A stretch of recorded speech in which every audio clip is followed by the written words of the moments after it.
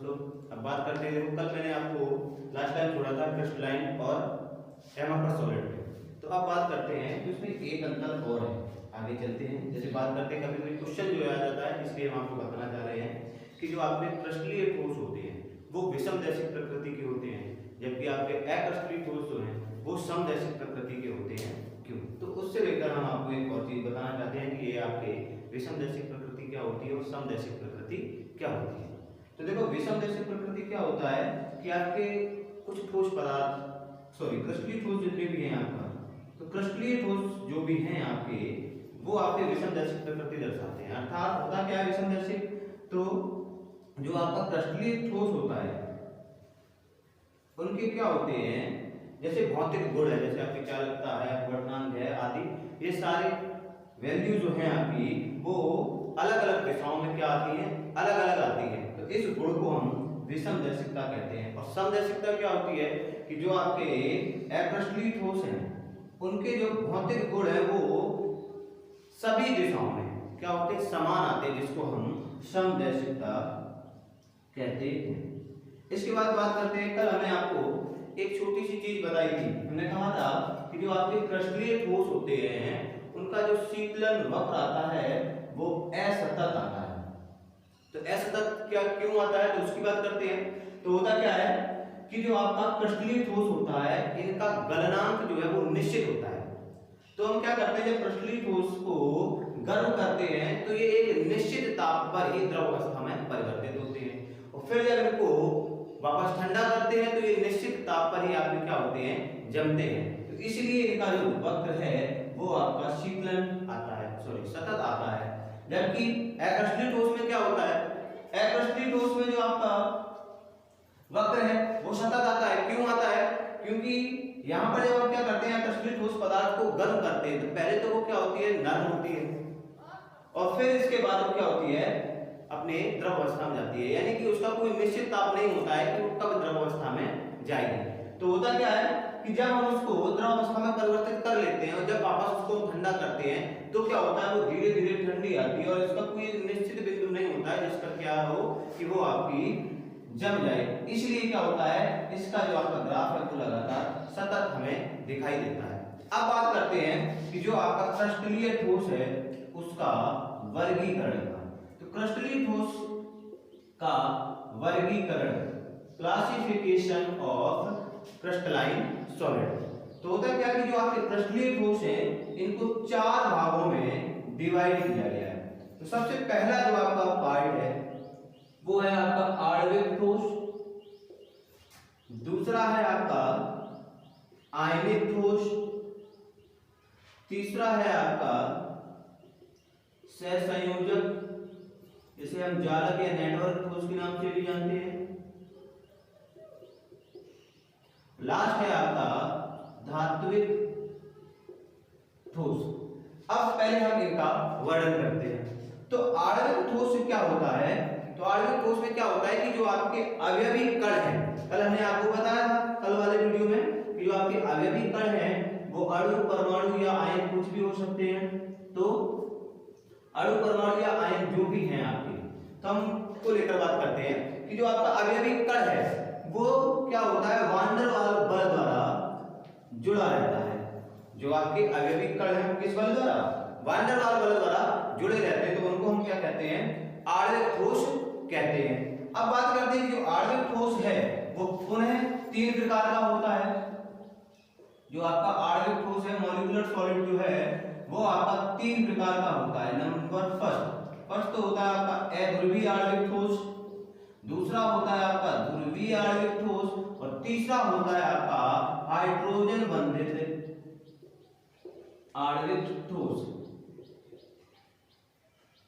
Hydrogen बंधित आणविक ठोस।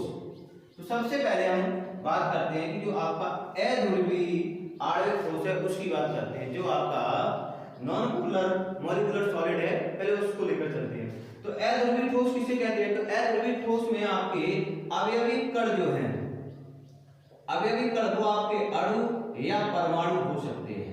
तो होता क्या है कि आपका वह आणविक ठोस जिसमें अवयवी कण लंदन फोर्स द्वारा क्या होते हैं, जुड़े रहते हैं। लॉरेंटन फोर्स द्वारा जुड़े रहते हैं। तो ऐसे आणविक ठोस को हम अध्रुवीय आणविक ठोस कहते हैं। जैसे कि आपका एग्जांपल बताते हैं, जैसे आपका Ar है, CH4 है, आपका H2 है, Cl2 है, ये सारे के सारे लो टेम्परेचर पर, निम्न ताप पर आणविक ठोस होते हैं। फिर बात करते हैं आपका ध्रुवीय ठोस की, पोलर मॉलिक्यूलर सॉलिड की। तो भाई ध्रुवीय ठोस क्या है? तो ध्रुवीय ठोस में क्या होता है, आपके जो अवयवी कण होते हैं वो आपके अणु होते हैं। अर्थात यहां पर जो आपके अवयवी कण हैं यानी कि जो अणु हैं वो आपस में द्विध्रुव आकर्षण बल द्वारा जुड़े रहते हैं। जो आपका ध्रुवीय आणविक ठोस है तो उसमें जो आपके अणु होते हैं अर्थात अवयवी कण जो होते हैं वो द्विध्रुव आकर्षण बल द्वारा जुड़े रहते हैं। तो इस प्रकार के आणविक ठोस को हम क्या कहते हैं? ध्रुवीय आणविक ठोस कहते हैं। जैसे आपका HCl है निम्न ताप पर, ये सारे क्या होते हैं? लो टेम्परेचर पर ही होते हैं। नॉर्मल टेम्परेचर पर आपके ये जो कंपाउंड है अध्रुवीय ठोस के वो या तो गैस होंगे या द्रव होंगे। इसी प्रकार से क्या होता है, सामान्य ताप पर जो आपके ध्रुवीय ठोस है जैसे HCl है, SO2 है, ये सामान्य ताप पर भी आपके या तो गैस होंगे या आपके द्रव होंगे। लेकिन निम्न टेम्परेचर लो ताप पर ये आपके क्या होंगे? आपके ये ध्रुवीय ठोस होंगे। फिर बात करते हैं आपका थर्ड नंबर हाइड्रोजन बंधित आणविक ठोस की। तब हाइड्रोजन बंधित आणविक ठोस क्या है? तो इसमें क्या होता है कि जो आपके अणु हैं, तो बात करते हैं आणविक ठोस का तीसरा पार्ट जो है हाइड्रोजन बंधित आणविक ठोस। तो हाइड्रोजन बंधित आणविक ठोस में क्या होता है कि आपका वह आणविक ठोस जिसमें अवयवी कण, अब यहां पर जो आपके अवयवी कण हैं वो अणु होंगे। तो अवयवी कण जो है वो हाइड्रोजन बंध द्वारा परस्पर जुड़े रहते हैं। तो हाइड्रोजन बंध द्वारा जो आपके अणु जुड़े रहते हैं उनको हम हाइड्रोजन बंधित आणविक ठोस कहते हैं। तो होता क्या है कि जो आपका अध्रुवीय आणविक ठोस है इसमें आपका कौन सा बल होता है? लंदन बल, अर्थात अणुओं के या परमाणुओं के मध्य लंदन बल पाया जाता है। जो आपका ध्रुवीय ठोस है इसमें आपका अणुओं के मध्य द्विध्रुव आकर्षण बल पाया जाता है। और जो आपका हाइड्रोजन बंधित आणविक ठोस है उनमें आपके अणुओं के मध्य हाइड्रोजन बॉन्ड पाया जाता है। अब बात करते हैं क्रिस्टलीय ठोस के दूसरे नंबर की। दूसरा नंबर जो है वो है आपका आयनिक ठोस। तो अब क्या हो जाएगा आपका कि वह क्रिस्टलीय ठोस। अब कौन सा क्रिस्टलीय ठोस? तो वह क्रिस्टलीय ठोस जिसमें अवयवी कण, अब इसमें अवयवी कण जो है वो आयन के रूप में उपस्थित होते हैं। अवयवी कण अर्थात आयन जो है परस्पर स्थिर विद्युत आकर्षण बल द्वारा या कूलाम्बी बल द्वारा जुड़े रहते हैं, उन्हें हम क्या कहते हैं? आयनिक ठोस कहते हैं। जैसे आपका NaCl है, KCl है, ये आपके क्या है? इसके एग्जांपल है। तो यहाँ पर क्या होता है आपका आयनिक ठोसों में जो अवयवी कण होते हैं अर्थात आयन होते हैं वो कूलाम्बी बल द्वारा परस्पर जुड़े रहते हैं। फिर हम क्रिस्टलीय ठोस के तीसरे नंबर की बात करते हैं। तो तीसरा जो पार्ट है वो है आपका सहसंयोजक ठोस, जिसको हम नेटवर्क ठोस या जारक ठोस के नाम से भी जानते हैं। तो यहाँ पर क्या होता है? सहसंयोजक ठोस में क्या होता है? जो अवयवी कण है वो परमाणु के रूप में उपस्थित होते हैं। अर्थात जो आपके क्रिस्टलीय ठोस हैं उसमें अवयवी कण के मध्य यदि सहसंयोजक बंध अर्थात अवयवी कण ऐसे कहते हैं हम कि सहसंयोजक बंध द्वारा जुड़े रहते हैं, तो उस प्रकार के ठोस को हम सहसंयोजक ठोस, जारक ठोस या नेटवर्क ठोस कहते हैं। जैसे आपका हीरा हुआ, सिलिका हुआ, ग्रेफाइट हुआ, ये आपके इसके क्या है? एग्जांपल्स हैं। इन सभी में क्या होता है? परमाणुओं के मध्य सहसंयोजक बंध पाया जाता है।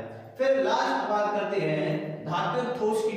अब धात्विक ठोस में क्या होता है कि जो आपके धनायन होते हैं, भाई धातु में क्या होता है कि जो धनायन होते हैं उनका एक निश्चित क्रम होता है और उनके चारों ओर क्या होते हैं? आपके इलेक्ट्रॉन व्यवस्थित रहते हैं। अब एक्चुअली होता क्या है कि धात्विक ठोस में जो आपके अणु, परमाणु या आयन है अर्थात अवयवी कण हैं वो आपके धात्विक बंध द्वारा परस्पर जुड़े रहते हैं, तो उसको हम धात्विक ठोस कहते हैं। लेकिन यहाँ पर एक क्वेश्चन आता है कि जो आपके धात्विक ठोस हैं वो आपके चमकदार और एवं रंगीन होते हैं, क्यों? तो उसका रीजन यही है। यहाँ पर क्या है कि आपका जो धातु है उसमें जो आपके धनायन है उसके चारों ओर क्या होता है? इलेक्ट्रॉन जो है मुक्त अवस्था में रहते हैं। तो ये इलेक्ट्रॉन जो है यही क्या करते हैं? धातु की चमक और रंग को उत्पन्न करते हैं।